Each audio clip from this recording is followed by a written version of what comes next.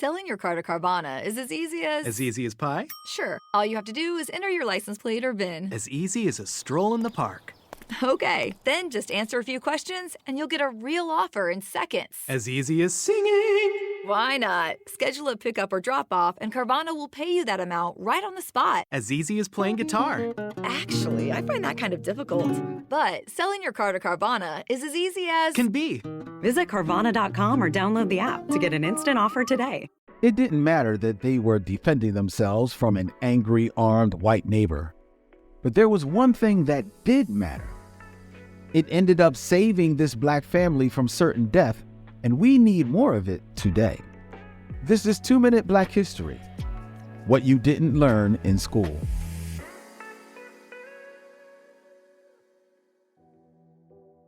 As a widow and sharecropper, Rosa Ingram worked hard to provide for her 12 children. But when livestock ventured onto their white neighbor's plot, something happened that would make their lives a living hell. The neighbor stormed to Ingram's house. Red-faced and spitting, he confronted her.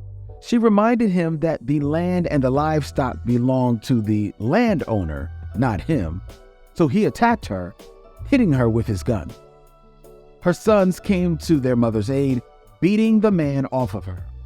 But in 1947, self-defense was not a privilege black people could easily exercise.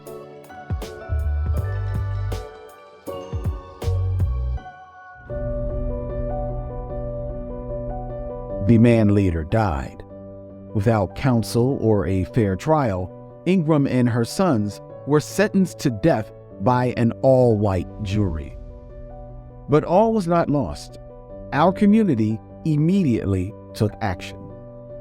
The NAACP paid for their defense lawyer and started a national campaign to free Ingram and her sons. But efforts didn't stop there. They raised money to get the family a home away from sharecropping altogether. The organizations never stopped working. Eventually, Ingram and her sons were freed in 1959. Their case showed that justice, which is so often lost to our people, is possible, especially when we work together to challenge the system. In order to move towards the future, you've got to look to the past.